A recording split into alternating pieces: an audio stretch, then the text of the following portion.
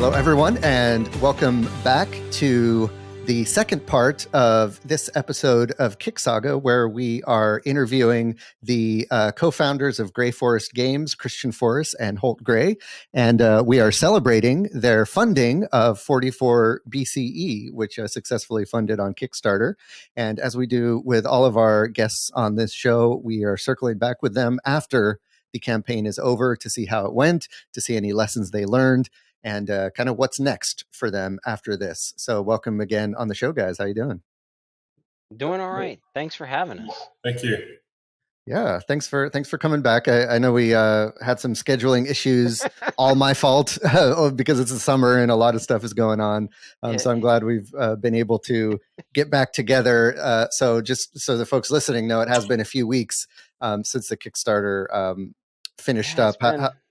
I think it's been almost 6 weeks now. Wow. I think so. Cool. Yeah, it ended on June 16th, I think. So it's been it's been a minute. Yeah, it ended right before I went on my National Guard duty, and then I went on vacation, and then I got sick, and then a bunch of stuff happened. But so we'll have some perspective, I guess. There you go. Well, I don't know. We'll reflect. See. Cool. Well, let's just jump right into it. I'd love to kind of walk through the campaign and how it went for you. Thinking about, I believe you guys funded in the first day. Is that right? We did. We did. Yeah. We funded in 65 minutes. We tried for the hour, and we didn't quite make it. Yeah. Such a failure. So how did that feel? Was that unexpected? Was that kind of what you were shooting for? Walk me through that first day. So that really is what we were. I mean, that's what we were shooting for, right? Is to try to get funded in day one.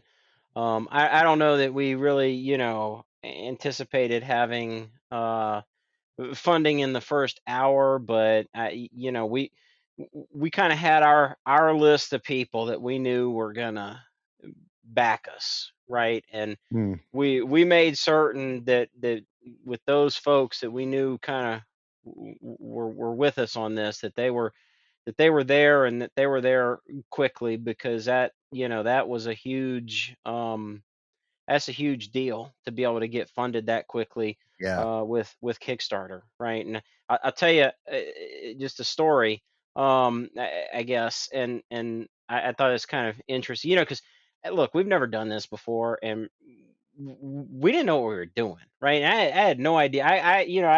It wouldn't have surprised me if we'd have gotten 10 people to fund, to back us, and then that would have been it.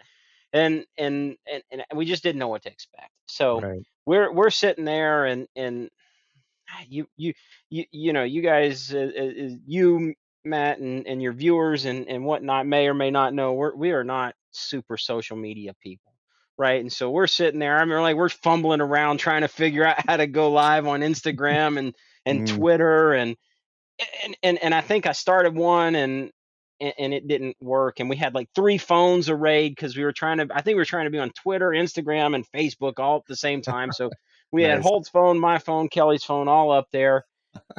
We finally get through that, and I tell you, I don't even know. I got one of them, I think it was on Twitter, that got saved, and I don't even know if the rest of them happened, but we tried. But anyway, so we get into that first hour, and my son, and at the time he was in high school, and he called me, I guess on a break he had, and he's like, "Hey Dad, how's the Kickstarter going? And is it going okay?" I said, I think it's going okay. And he kind of laughed at me. He said, "You think it's going okay? You guys are at the top of the Kickstarter fresh list." It's like on the front. So nice. And that was kind of part of what we wanted out of the whole thing, right? Was to be able to get Kickstarter to kind of help us a little bit in those early days, because those early days are really key, right? And I want to tell you, we went to, well, let's say I don't know, Kelly and I went to bed at about 10 o'clock, I want to say, on that first night, and we were at $20,000, right? And so that was just a huge day for us. So That's got to be such a relief knowing that, the biggest kind of hurdle in the campaign has already been cleared. And after that, yeah, it's just, you have that snowball kind of momentum that can take you to the finish line. yeah, yeah. Now, you mentioned that you had kind of a group of backers that you knew were going to be there on day one, and that you were confident were going to kind of be the ones to help you push this over. I'm curious how you knew that, or how you were kind of galvanizing them, and how you were confident that they would show up on that first day. Um, it's really just I mean, well, first of all, it's friends and family, right? I mean, Yeah, and especially with Kickstarter number one, game number one. I think we got really a lot of family. And that's something hopefully people can count on. It's probably not there on game number two, to the degree that it was now, right? sure. And people that we know, they're like, "Oh, you guys are making a game, and that's so cool. We want a copy." And it's like, "But you don't really play games." And they're like, "Oh, we don't care. We just want to get a copy of it, right?" And Yeah, so, yeah. okay, so this is how you do it. And we got those kind of people lined up.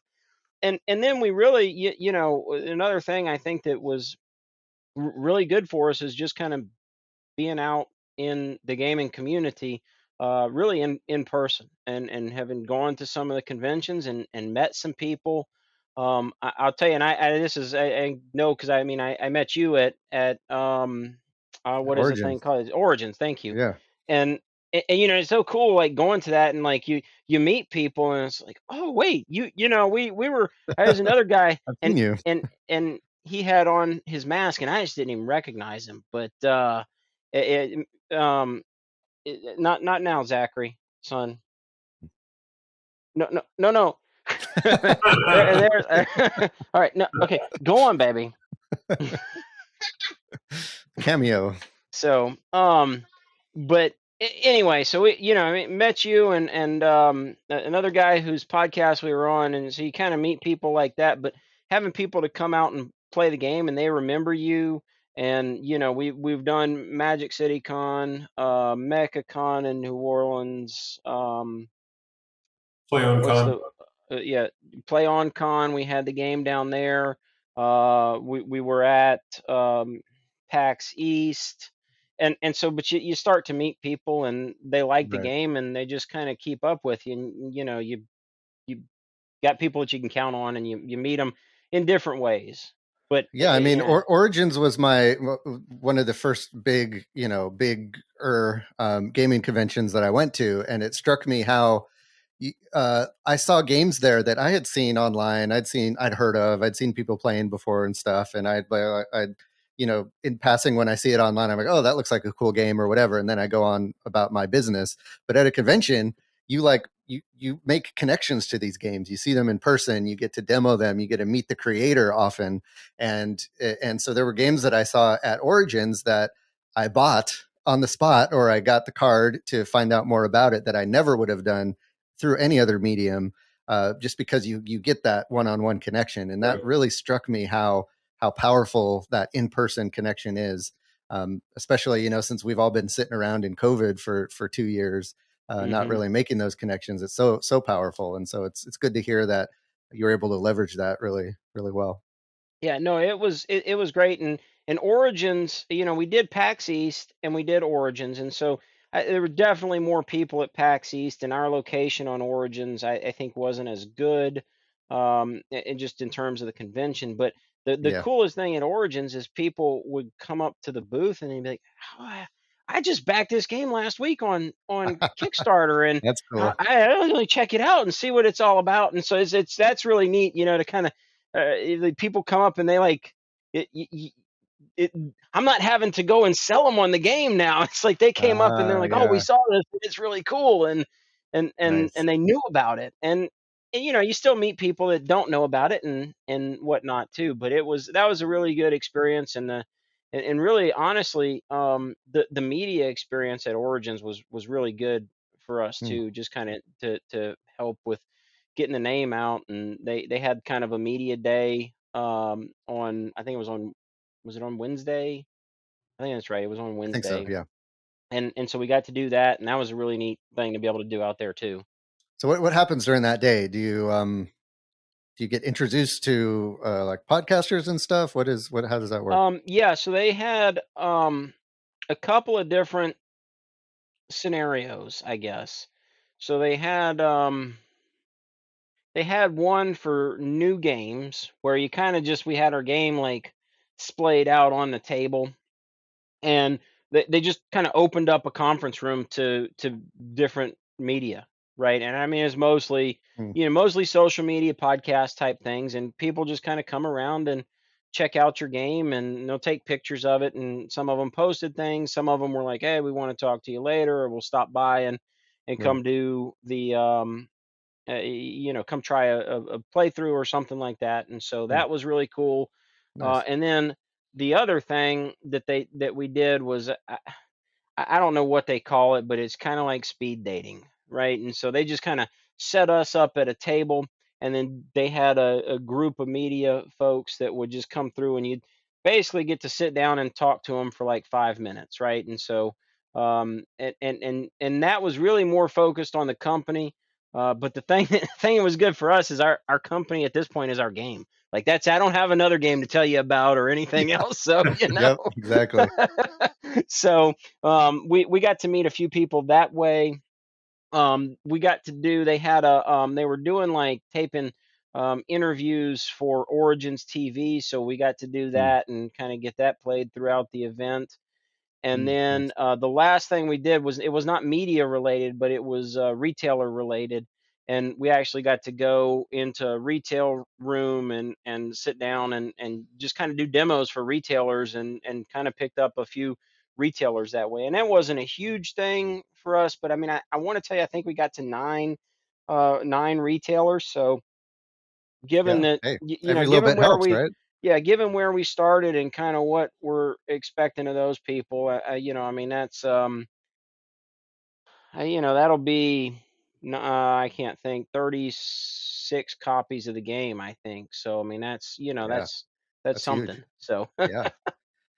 So if you look at the percentage of everything, that's not a small deal. Let's see, you have about 500 about 550 backers that you finished up with on that's right. Kickstarter. Hmm. So yeah, that's a good number, just shy of 50,000.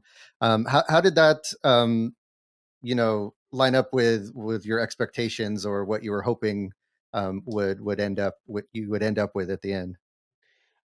You know, um, I again, I kind of tell you, we went into this, I had no real expectations, having not been through the process, right? We had a plan, and we knew what we wanted to do, when we wanted to do it, and how we wanted to do it. But going into it, I mean, yeah, well, we had, I mean, everybody, I guess, kind of, you go into it, you're like, oh, we're gonna knock it out of the park, and $100,000 and all, but you don't know what to expect, right? And Yeah. we didn't, and we just didn't know. And so after, having that first day, which was huge. I mean, that was over a third of the, our overall Total. total. And, Yeah. and so that was just a huge day. We got a nice bump at the end, I think, and getting people to, come up. And it was kind of, there were some slow days there in the middle, and we knew that would happen. And we Origins was kind of one of the things, and I think that was Right. really tremendously beneficial for us to be there and to kind of get our name out. I mean, we had people coming up and contributing at Origins, Oh, and that's and so cool. that was nice, and so it was good. But I think going into it, like you're saying, Christian, I mean, I think based on the following that we had built, that we had, I think anything under 15,000 we would have been pretty disappointed with. But after 20, it was kind of like you're saying, sky's the limit. We don't really know. It could be anywhere from 20 to, we'd be jumping for joy at 50, 60, 70, 100. We just didn't know. But I think realistically, under 15, we would have been pretty disappointed based on the number of people that we had showing interest going into it. But at the same time, I think at day 3, based on the trajectory, I think we pretty much pinpointed it. We're probably going to land between 40 and 50. And I think it landed at 46. So you kind of had an idea. And I think without Origins, like you're saying, Christian, it probably would have tapered off a little bit. That was a nice timing that y'all had to kind of put a nightcap on the whole campaign. Did you do that on purpose? Did you guys plan it so that you would launch and it would be in the time of Origins? I did yes not. And no. Okay. Yes and no. So we were a little slow to kind of getting there. We actually wanted to launch so that we would be at PAX East, but and that would have been earlier in the campaign. We knew Origins was there, and we had considered going to it as kind of a post-Kickstarter kind of pledge, kind of late pledge kind of deal. But when we looked at everything we needed to do, and we realized, we're behind schedule, we need to kind of delay this just a little bit. Our goal had been to be launched in May, right? And so we pushed that back to late May, and then Origins just kind of lined up, and it lined up really well for us, and being that last week of that kind of dead time, because so we were at Origins that week, and then we got home on Monday, and then you've got Tuesday, Wednesday, Thursday are the last 3 days of the campaign, and so it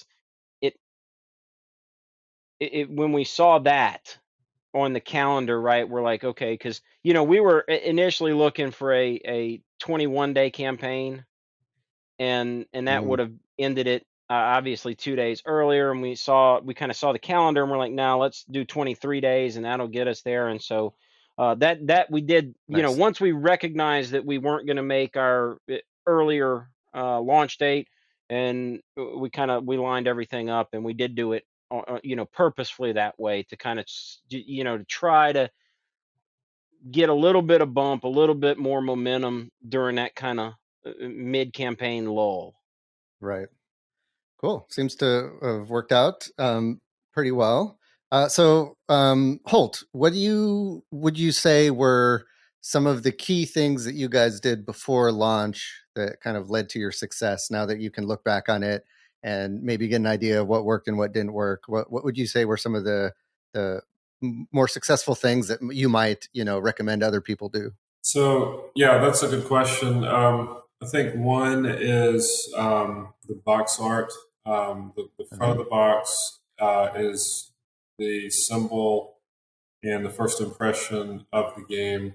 So I would recommend, Christian, you can correct me if I'm wrong, but I would recommend heavily investing your, a decent weight of your finances for the overall budget on the box art and the graphic design around the front cover, because that is going to be your number one ad source and the most effective. I definitely agree there. I mean, if you look at where we used, what our ad spend was and everything like that, our most successful ad was the box. I mean, like, seriously, it was a white background with the box on it. I mean, that was it. Yeah. And then the other thing is getting, the email list that I think we had probably 3,000 emails, and the conversion rate on it was a little bit less than, I think we probably had Christian, correct me if I'm wrong, I'm going to say about a 4% conversion rate on, backers, where we were expecting more like a 7 to 10, like you hear. Could be, you can trace that back, surmise a lot of different reasons. It's a little bit heavier game. It's our first game. Maybe it's hard to pinpoint. Could we have done something better there to increase that conversion rate? But I think we went into it with a pretty strong, qualitative number, but I'm not sure, or quantitative number. I'm not sure what kind of a qualitative number that was based on the conversion. So But I will tell you, the box art is where it's at, and for your simply just putting it as your main ad. And then, like Christian said, friends and family really kicked in. We had a lot of them on the cell phone, and we really reiterated, look, backing is important. We appreciate you doing that. We're going to ask you to go a step further, and you need to time this where you back it at, within 5 minutes of us launching, because that's going to have a big impact. I actually got a call from our dental office, and like 10 of the assistants were like, are you watching because I took the day off of work to do the launch, and they all called. They're like, man, it's doing awesome. And I'm like, is anybody actually seeing patients, or are you all just watching this campaign? But no, I appreciated that. But they were into it, and that's fun. And I think you do that is an advantage. One of the few advantages that a first designer, first game has is the novelty of it in your natural, friendships and family. That second, third design games are not going to have that luxury. So you need to capitalize that on your first run. Totally. For what that's worth. Yeah, I think that's a good lesson. I think some folks might think that their friends and family either wouldn't be interested or don't want to be bothered. And I think if there's ever a time in your life to leverage, those relationships you've built over your entire life, this is the time to do it. That's right. And they're going to be happy to support you, right? I mean, it's an exciting thing. That's one of the things that is just kind of interesting, because you get so many people say, oh, y'all are making a game. Like, I want the game. And that, like, man, you guys, you're not gamers, like, right? I mean, like, like Monopoly is like, that's it. And they're like, no, we want it. We especially when you tell them you're going to put their name in the rules. You're like, you just ask your parents or your friends, like, have you ever had your name in the game of a rule book? Would you like that? And they're like, heck yeah. When can I back? 11 a.m. on Tuesday, March 15th. That's cool. That's awesome. And I'm glad you said, you mentioned the box cover. I think, that's something that I don't hear mentioned a lot as kind of a key to success. And I think it's an underutilized real estate that, like you said, really it's the face of your game. It's going to be what everyone sees. It's going to be first impression, and it's going to carry through to the rest of the game. And if there's something about also it's going to be like, it's a show off thing, right? People want to show off good looking games on their shelf. People taking selfies now. They're taking pictures of the games they're playing. They want to be proud of the piece of art that's on their box. And so I'm glad you mentioned that. And yeah, it's your kind of the guys' box opposite is stunning. It's the opposite. Everybody says don't judge a book by its cover. Well, the truth is everybody judges a game by its cover. Yeah, absolutely. And of course, everything else has to be good too. The box gets them in the door, but you have to seal the deal with everything else. But yeah, that's right. That's really important. Getting them in the door is the hardest part. Yeah, and I'll tell you, just kind of, and Holt, you offer your thoughts on this too. But I mean, I think that it really is, and it goes a little beyond the box. Look, the box is, when you get that out there and produce it, that's the first thing people are going to see. And if the box turns people off, they're not going to even pick it up to learn about it, right? But beyond that, I mean, just having the game on the table, if you can build some kind of table presence into it, right, that brings people in.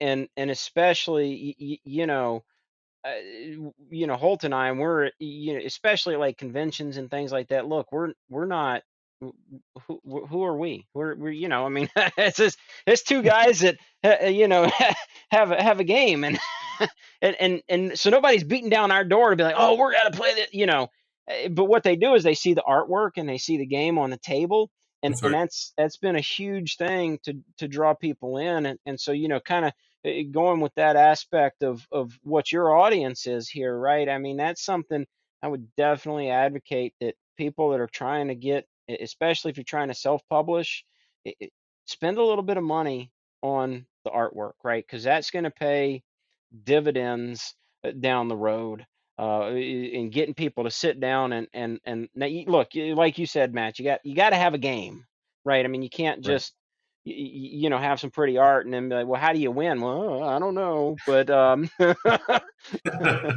people pick up on it real quick if there is not a good game there. That word spreads fast that it's just a pretty box. But But yeah, I agree, and I love the booth you had at Origins, because you had that nice huge backdrop with the art of the game, and that kind of, you can see that from, down the hallway, and that kind of pulls you into your booth. And then when you get to the booth, you see that beautiful game on the table. I like, one thing I was struck by is the player screens do a good job of giving some of that table presence, because you have the full art on the other sides of the table screens. And so that's kind of a cool way to, if you're trying to get some table presence in your game, maybe throw some player screens, because that really helps. You can see it from a distance on That's that right. flat table. You can see those awesome table Yeah, screens. that's been one of the big things, especially at Origins and at PAX East, were having those player screens up. Those are things that, like you're saying, people see them and they want to just that oh, that looks cool. Tell me about it. And so Yeah. that was a big deal. So Cool. Well, on the other side of the coin, what would you say, either of you guys, what would you say is like something that probably wasn't worth the effort in the lead up, or something that maybe hindered your progress? Any kind of, mistakes that you made that you want to, kind of caution people against? oh boy.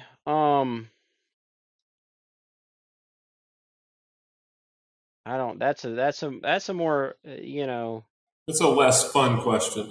Yeah. well, that's Yeah. true. Yeah. And Um sometimes the answer is, well, everything we did kind of had some, Right. significance, right? Even if it felt like it didn't work, or it felt like it didn't have a big impact, every little bit helps. I And think, and Christian, you know, didn't the, you have some trouble with some of the ad campaigns, kind of mid, or the Facebook ads and stuff mid campaign? Or Yeah, we just really had that was one of the things we just had a really hard time with. And quite honestly, in terms of things, I don't know that it's not something I would say not to do, but it's something I would say that it was a mistake, I think, right? In that we didn't have things lined up.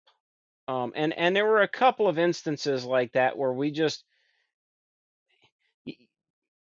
didn't have things, and I can tell you about a couple of those, I guess. So the one is the ad agency, right? We didn't have an ad agency in place more than a week before. I mean, it was a week before mm, the campaign launched, and we're like, okay, we like you guys, and we're gonna try that, and like that didn't work out. We had a guy that we were using, and then he kind of just uh, it flaked out on us and mm, disappeared. And it just, man, that was a real struggle. And I mean, fortunately, Kelly has a background in advertising and marketing, and so she was able to keep things going. If we wouldn't had her to do that, like, we either would have just been wasting money on ads, or we just wouldn't have been running them, right? And I right. and I do think that the ads were a huge thing that we did in building up especially collecting emails and leading up to the campaign. Mm, So that was something that was an issue. And one other thing, I'll tell you that I we didn't when I say, I won't blame anybody but myself on this, I guess. One thing to really think through, I will say, is how are you going to get the game to people, right? mm, And one of the huge deals was we had I don't remember where we ended up, Holt. I don't know if you do, but I want to say we were somewhere in a neighborhood of 25 people in Australia yeah, that backed the game. And so it's mm, not a huge audience, but at the same time, we hadn't really considered an Australian audience, and so our shipping rates were very high. And we certainly heard from people like, "Guys, this is really high. I like the game. I'd get it, but I'm going to end up paying more for to just ship it to me than what I'm going to pay for the game." And so yeah. we were able to, get some things kind of worked out with. There's a company down there that does that called Aetherworks, I think. And so just kind of some of those post campaign kind of things, it really helps, I think, if you're better prepared for that kind of stuff, uh, pre launch. And there's so much to do. Yeah. And and I still, in even post launch, I still haven't really had the time to sit back and reflect on everything yet. And I'm really looking forward to that opportunity to go back and look at the whole process, right? From the beginning, when we kind of had a concept to building the artwork, to doing the graphic design, through the campaign, post campaign, just kind of taking a look back at that and doing a lessons learned. So I'm really looking forward to doing that. Well, that kind of leads me to my next question, where we kind of wrap up the interview and ask you, will you have an opportunity to go through this process again and kind of apply the lessons you learned? What is in the future sites of Gray Forest Games? This is one of the things I know that is a lessons learned, and it's not necessarily about the campaign, but it does have to do with kind of building an audience. So we did go to some smaller conventions, right? There was a one called Play On Con that's here in Alabama, and there was another one that we went to in Nashville called Tennessee Game Days. And so both of those we really took 44, but it would have been much better to bring, I think, what Holt is about to show Yeah. you, because the small conventions, look, you get a ton of gameplays in, right? But you're not really able to market very well. And I think they would be extremely valuable. And in fact, Holt actually went back to Play On Con this year, and I think he took the game he's about to show you. And I think that was a much better experience. That's right. So we got 2 games on the horizon. One, now this is all clip art, just posted, but Untamed Acres. Nice. You'll notice here's lessons learned. It plays 2 to 6, but it is 12 plus, so it's a lighter game, 15 minutes per player. So that is it's a whole lot scaled back on the weight, and I think that we kind of learned our lesson on the front end that a heavy game is fun, and most designers are inherently gamers and they like medium or heavyweight games, which tends to lead to them developing those type of games. But on your first order, and Matt, we were talking about this earlier with Twisted Trumpets versus Amplified, is that there's something to be said for just backing up a little bit and going with a little bit lighter, simpler game, especially on your first run, because of, from a lot of dynamics, the investment up front, the play testing required, just simply the rule book, the amount of art needed. There's a lot of advantages to kind of working in that direction. We may have gotten the cart ahead of the horse a little bit with 44 being a little bit heavier game and then backing up. But anyway, all that to say that the local game cons and stuff, you can take a game like Untamed Acres, and you can run 5-6 tests in a sitting, and by the end of the night there's a waiting list with people trying to jump in the next game, and that feels good when you can knock them out in an hour at a time instead of 2 hours at a time. So that's and then the game after that is a family weight game. I haven't even told Christian about it, but I've been play testing a little bit. So long story, long answer to your short question is 2 games on the horizon. There will definitely be another one. It's too fun of a process. Can't stop now. Yeah, gets us, just in the hobby and just having fun.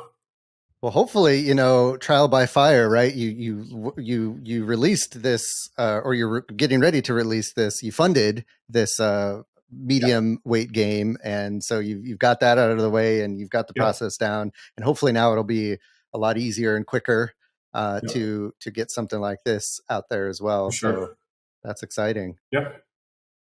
Cool. So last question, I guess, is 44 BCE available to pre-order, or is there any way folks can get their hands on it now, or do they kind of have to wait for it to get released? So we still, and like I kind of mentioned before, I mean, we've had all kind of things that have happened here over the last 6 weeks that have kind of slowed us down. And so we have not yet opened up our pledge manager, and that is something that is on the horizon. We still have a couple of reviews that are out, and trying to get those back in and get people to have an opportunity to do late pledges. And then this is another thing I just haven't I just hadn't figured out, but basically we want to let people, continue to go on and buy the game and pre-order it. And so I don't know exactly how that's going to work just yet. I think there are a few options out there for how to do that, right? We can get it set up on our website. I've heard that there's some things you can do on like Indiegogo. And so I don't have a good answer for that right now, but we'll be looking at that and trying to open that up to continue to be able to put this game out there. So, Christian, did you decide between? I know you had talked about running maybe a 2,000 or 3,000 print run with the. Is that kind of what you were still thinking?